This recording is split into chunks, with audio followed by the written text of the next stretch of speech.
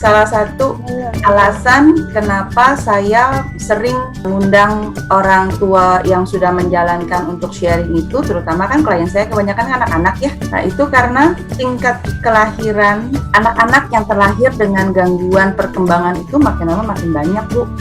Informasi-informasi semacam ini nggak semua orang bisa ngejangkau gitu, karena kayak untung-untungnya kayak jadi hidayah gitu loh, Bu.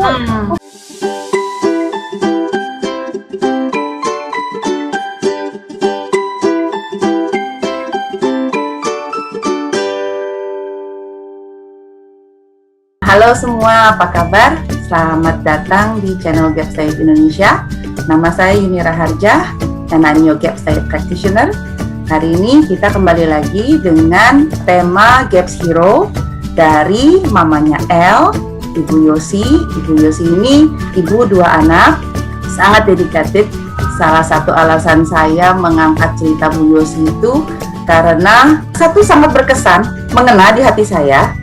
Memang klien saya rata-rata anak-anak. Nah, saya memang terpanggil untuk bantu anak-anak. Jadi kalau misalnya ada klien anak itu pasti saya nggak akan tolak, karena saya maunya saya bantu mereka dari masih kecil dengan harapan kalau udah gede ya udah bisa dalam tanda kutip normal gitu kan.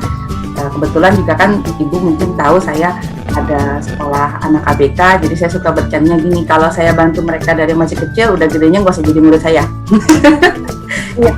Berharapnya cukup pada saat Ibu Yosi ini ceritanya itu salah satu yang bikin saya baper. Baca update-annya tuh saya sempat nangis berapa kali. Ibu Elnya sampai aduh saking kepengen makan, kakaknya makan jatuh ke lantai dicomotin. Aduh, sumpah Bu, demi Tuhan saya nangis Bu. Sampai saya bilang gini, ya udah deh Bu, kita longgarin sedikit Bu, longgarin sedikit. Ya mungkin aku pun sedih. Iya beneran ikut nangis lagi sekarang. Jadi begini Bu, seperti yang Ibu Yosi udah pernah, nanti Ibu Yosi bisa bercerita lebih banyak lagi ya. Pagi-pagi Waduh. Ya Bu, dalam sesi kali ini nanti akan lebih banyak Ibu Yosi yang bercerita, karena pastinya para pemirsa juga para Gaps Hero yang di luar sana juga ingin mendengarnya cerita dari Ibu Yosi, Gaps Hero yang memang saya undang untuk sharing kali ini gitu. Jadi saya nggak tetesin air mata dulu. Mohon maaf. Jadi gini, kita mau review kan. Kita itu mulai sesi itu bulan Oktober loh Bu. Nggak kerasa ya? Ya, Oktober ya. Oktober loh. Tadi saya scroll lagi untuk itunya, saya buka-buka lembaran waktu awal kita intake form itu untuk Oktober. Berarti sekarang itu sudah hampir 5-6 bulan ya Bu ya? Ya, udah 5 bulanan. Ya, sementara dietnya sendiri udah mulai 2 bulan sebelumnya. 2 bulan sebelumnya. Dari 5-6 bulan yang sama saya ini juga kan awal-awalnya masih trial and error juga gitu ya. Mudah-mudahan sekarang sudah jalan menuju yang lebih baik gitu kan, karena kita nggak bisa mengharapkan semua orang dengan mental stage yang sama. Kita nggak bisa mengharapkan semua orang dengan kemampuan yang sama, dapur yang sama, perlengkapan yang sama. Jadi di awal-awal itu pasti adjustment tuh pasti ada. Jadi begitu Bu. Sebelumnya Bu Yosi boleh cerita gak kenapa sampai memilih menjalankan Gaps buat El? Iya, makasih Bu Yuni. Kalau cerita tuh sebenarnya kalau ayahnya bilang ya Bu, itu kamu kayaknya bisa bikin satu novel ceritain kisah panjangnya El gitu. Memang jatuh bangun lah ya Bu ya sampai ketemu Gaps Diet ini gitu. Biasalah ada komunitas ibu-ibu yang punya masalah dengan anaknya, dan utamanya itu udah pasti masalah makan kan gitu. Terus kan kita cari tahu lagi kenapa sampai aku baca sharean seorang teman tentang anaknya yang melakukan Gaps Diet. Dia share bla bla bla bla, terus aku baca. Ini tuh sebenarnya ilmu yang bisa dibilang ilmu baheula lah gitu, ilmu yang dipunyai oleh nenek-nenek kita, yang dipunyai oleh ibu-ibu kita, yang sebenarnya ketika aku baca, kita nggak perlu pinter yang jenius banget untuk paham ilmu ini, nggak perlu yang harus kuliah yang tinggi atau gimana. Ini tuh ilmu basic banget sebenarnya, dan bagi aku ini sangat masuk akal gitu. Jadi sebelum El ini menunjukkan masalah makan itu, aku ngerasa semua yang aku jalani itu adalah baik-baik saja. Gaya hidup aku tuh baik-baik saja. Aku kalau makan itu selalu utamakan yang homemade gitu.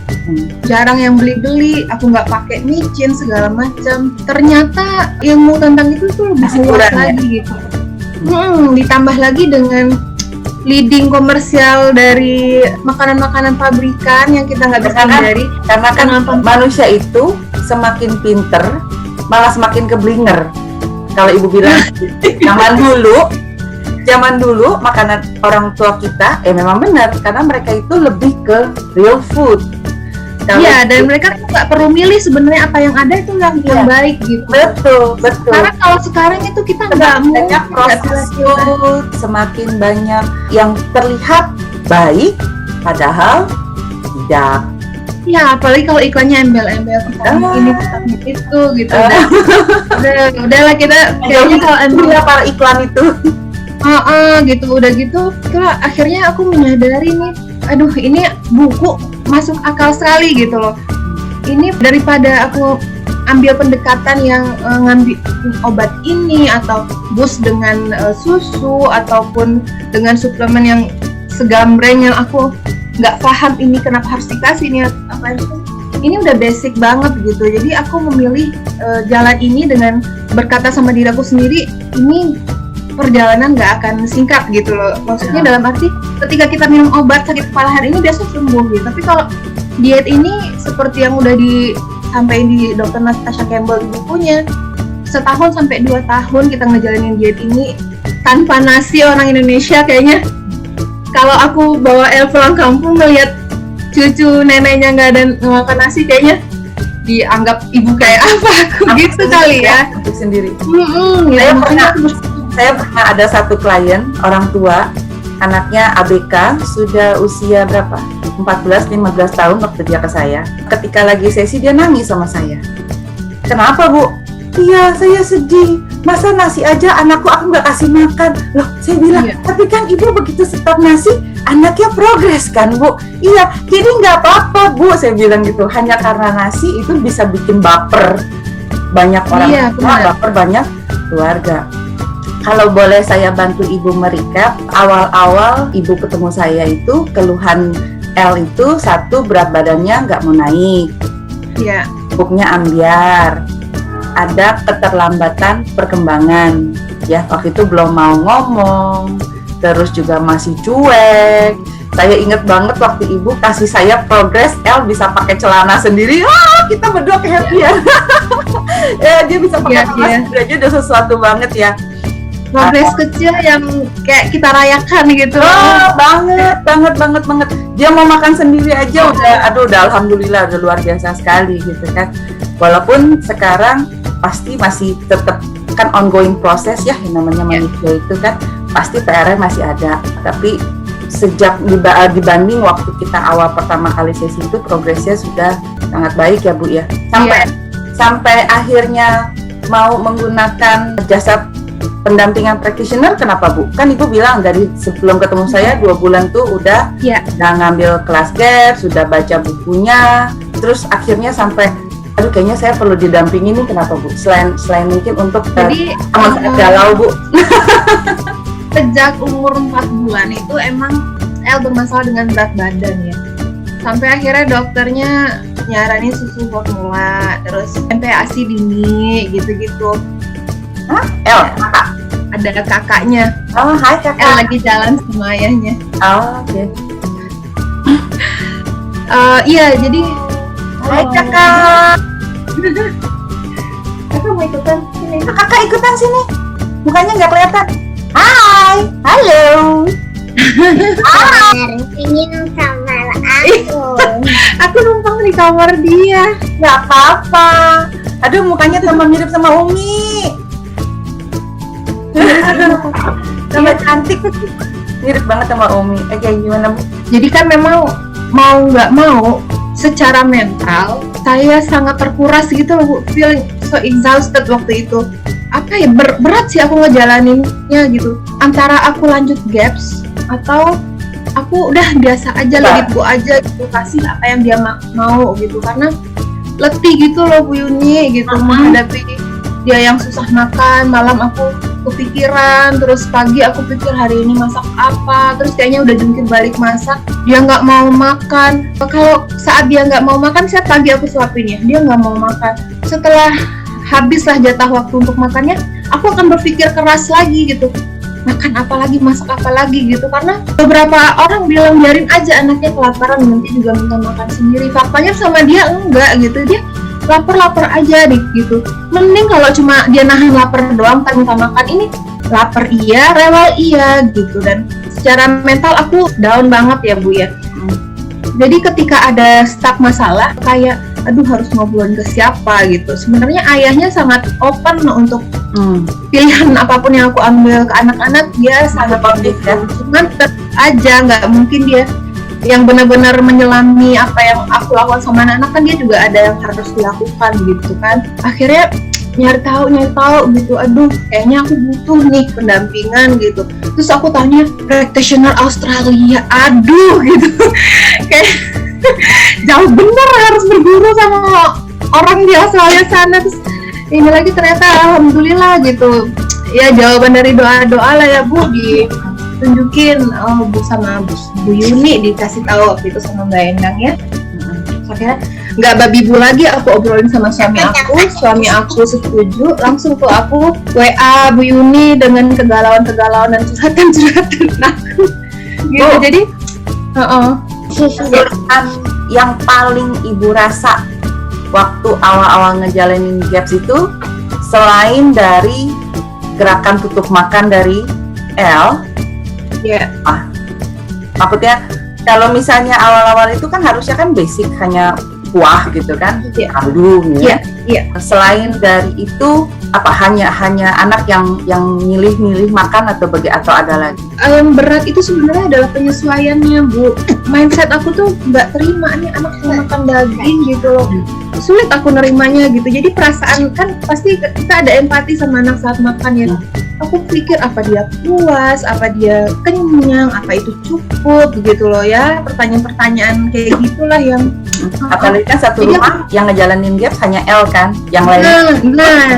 Ya, dan itu juga itu sangat berat bagi aku, apalagi aku nggak ada yang bantu di rumah gitu. Kakaknya masih full yang aku yang pegang, dia makan bareng-bareng, itu berat banget bagi aku Bu.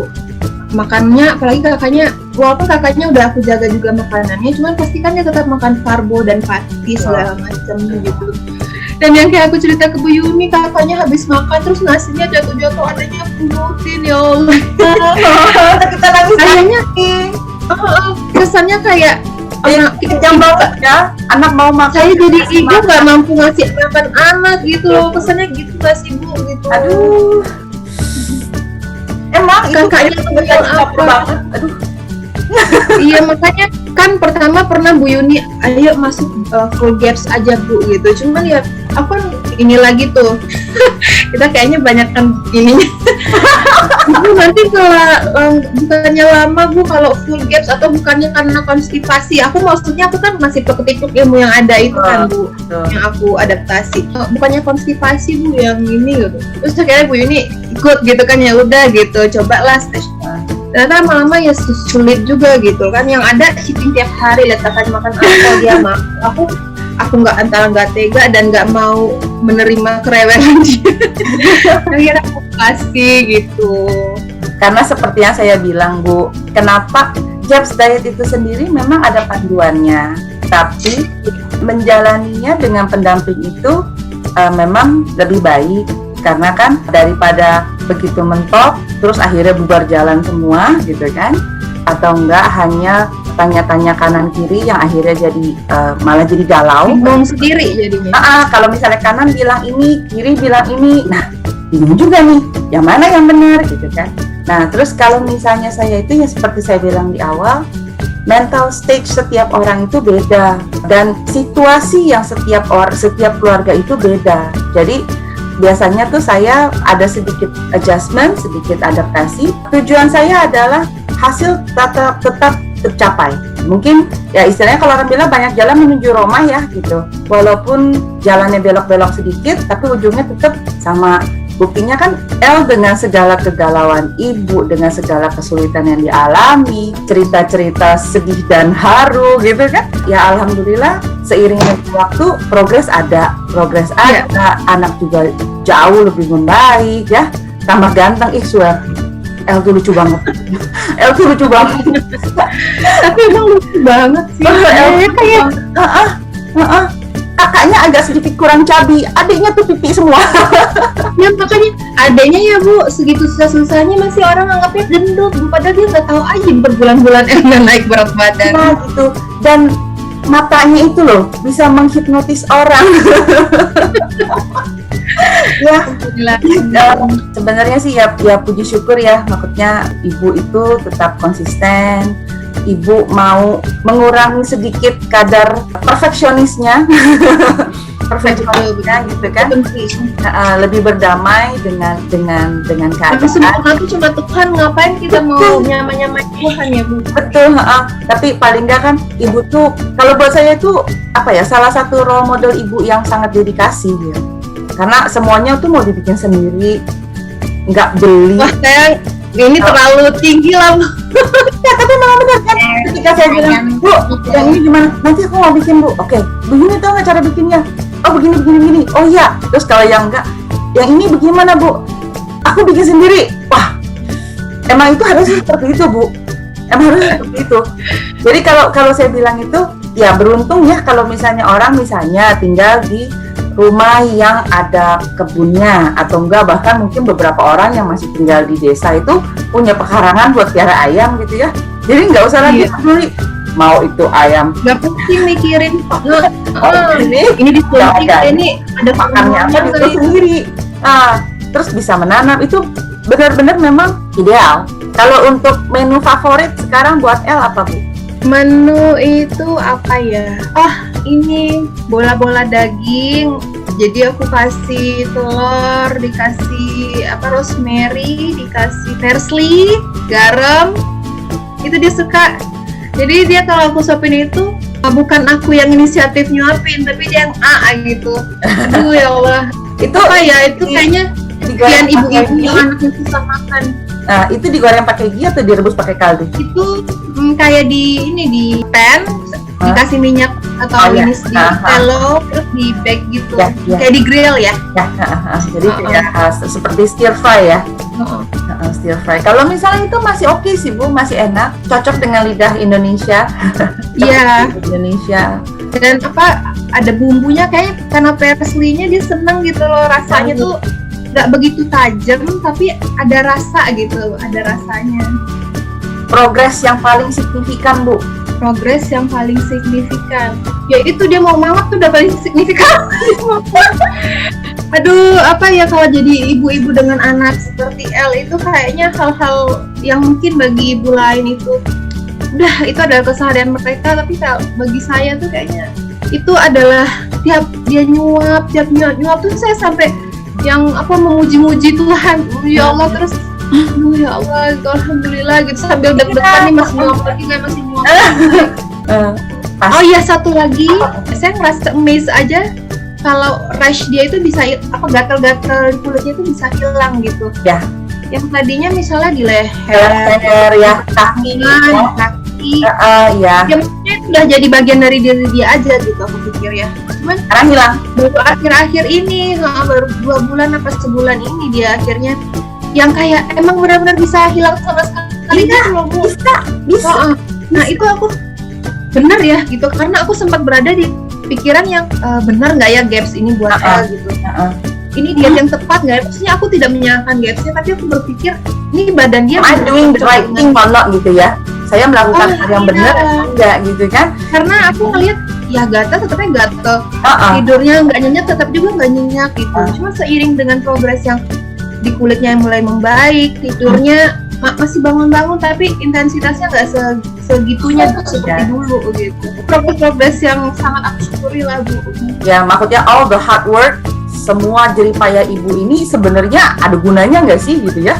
Jangan-jangan capek ini dan itu dan hasilnya nggak ada gitu kan? Tapi dan sampai kepada kesimpulan, walaupun pada saat itu dia belum berprogres dari segi fisiknya ya Bu, tapi dia adalah berkah buat semua keluarga kami. Wah, luar biasa. Ya, gak ilmu-ilmu yang saya pelajari akhirnya bisa saya terapkan ke semua anggota keluarga, dan tanpa sadar sebenarnya tiap anggota keluarga kami itu punya masalah, punya masalah dulunya. Dan begitu dia ikut comot-comot dietnya El lah ya, cara makanan yang dipilih segala macem, tiba-tiba kakaknya kok nggak bintitan lagi. Dulu kakaknya langganan bintitan, Bu. Nggak bintitan lagi kakaknya. Ayahnya turun berat badan.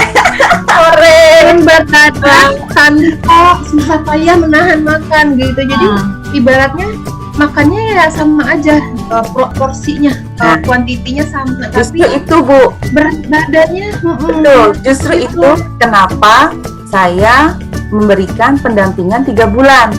Karena selama 3 bulan itu saya mengimpartasi ilmu saya ke ibu. Nah, karena tujuan saya itu saya bukan bantu satu orang. Tujuan saya bantu satu keluarga.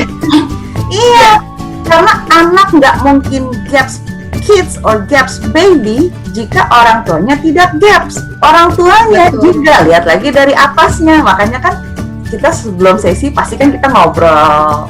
Bu, ibu masih kecilnya gimana, Bu? Bu, ibu waktu masih rumahnya gimana, Bu? Jerawatan enggak gitu kan? Banyak kita karena kan melihat dari atas kan. Iya sayang habis dandan ya. Jadi itu tujuan saya. Kita mau bikin sehat itu sekeluarga. Ya, ibu kan waktu awal-awal susah menjalankan GAPS protokol untuk L ini kan banyak gangguannya, banyak kendalanya. Itu kan salah satunya karena jalaninnya sendiri, betul gak? Jadi repot karena masak 2 kali, masak buat keluarga, ayah, kakak, dan ibu, dan masak buat L. Terus dia nggak mau makan, yang ini masih banyak nggak mau dimakan, yang ini udah habis, L mau ikutan makan, bagaimana ini gitu kan? Iya. Kayak kalau misalnya bareng jalan makan gitu kan enak gitu. Dan itu suami aku juga jadi berkah lah dalam hidupku gitu, karena aku tuh sempat nggak enak kayaknya kalau kakaknya sama ayahnya aku kasih sop-sopan gitu itu setiap hari, kayaknya mereka bosen gitu. Ternyata sedih variasi.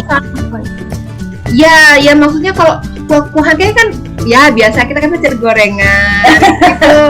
Terus tapi ayahnya sendiri yang udah kamu nggak usah pusing mikirin, samain aja sama El gitu, mau makan apa dia kita juga makan itu udah gitu, daripada kamu pusing segala macam nanti ada lagi efeknya segala macam. Jadi kita dengan support kayak gitu akunya lebih lapang lagi gitu, dan mau nggak mau jadi terjaga juga kan badannya keluarga. Ya. Kalau misalnya mereka sudah melihat hasil, mereka akan lebih support. Benar. Kan progresnya dari yang progres paling kecil. Bu Yuni sekarang El suka lebih panggil udah mau nengok, itu aja udah luar biasa kan. Terus tambah lagi sekarang udah pakai celana sendiri. Nah sekarang kan tantangan ibu lebih besar lagi si El juga mungkin kan sebentar lagi mungkin kalau misalnya itu mungkin tahun depan ya Bu masuk sekolah ya. Aku masih lihat kondisi sih rencananya kalau untuk sekolah dan lain-lain. Iya, tapi kan maksudnya soon mau masuk sekolah gitu kan. Iya, betul. Jangan patah semangat, tetap menjadi GAPS hero untuk El, untuk keluarga inti, keluarga besar, tetangga, sanak, saudara, Bu ya. Ya, saya juga harus berterima kasih banyak Bu atas bimbingan dan kesabarannya Bu Yuni ngedampingin sama ini ya. Lumayan. Ya walau bagaimanapun peran itu juga sangat diperlukan lah gitu dalam sama-sama dan mental health saya juga. Saya selalu belajar dari klien saya karena tidak ada 2 klien itu yang sama. Ibu klien pertama saya yang men-challenge saya tentang pemakaian obat cacing.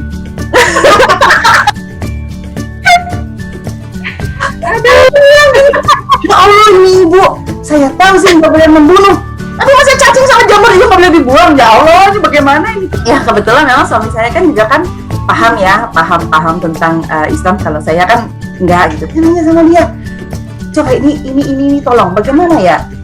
Memang ada ya hadisnya nggak boleh membunuh cacing dalam perut, saya bilang gitu kan. Cuma saya pikir, Bu, tapi kalau gas disbiosis kan boleh Bu, perut kita kebanyakan cacing, ya kan repot gitu. Ya, jadi gini, saya juga berterima kasih sama Ibu, kita sama-sama udah jalan bareng udah 6 bulan. saya banyak belajar dari Ibu, dari El, luar biasa. Benar-benar Gaps Hero transformasi dari Gaps people into Gaps Hero. That's you. Super. Amin. Doakan ya Bu. Mudah-mudahan bisa sampai tuntas gitu. Jadi kami juga terjaga gaya hidupnya sampai tahun-tahun depan. Betul.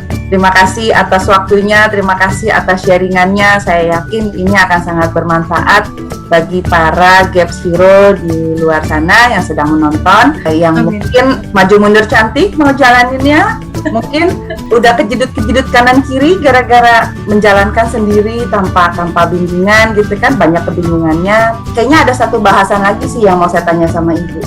Jadi kan banyak yang bilang itu Gaps diet itu sembuhnya karena minum suplemen. Nah sekarang, banyak kan yang bilang kayak gitu kan. Mumpung nih, saya belum tutup sesinya. Boleh nggak Ibu share ke saya, kita itu waktu jalanin Gaps banyak nggak pakai? Saya pribadi sebenarnya apa ya Bu? Mungkin sayanya yang ribet ya gitu. Jadi kalau setiap ada dikasih ini, oh ini apa nih gitu. Ini buat apa nih gitu. Ya. Sampai dikasih magnesium misalnya ya. Magnesium itu buat apa? Tujuannya apa? Terus, magnesium kan bisa jalan kalau ada ini dan ini.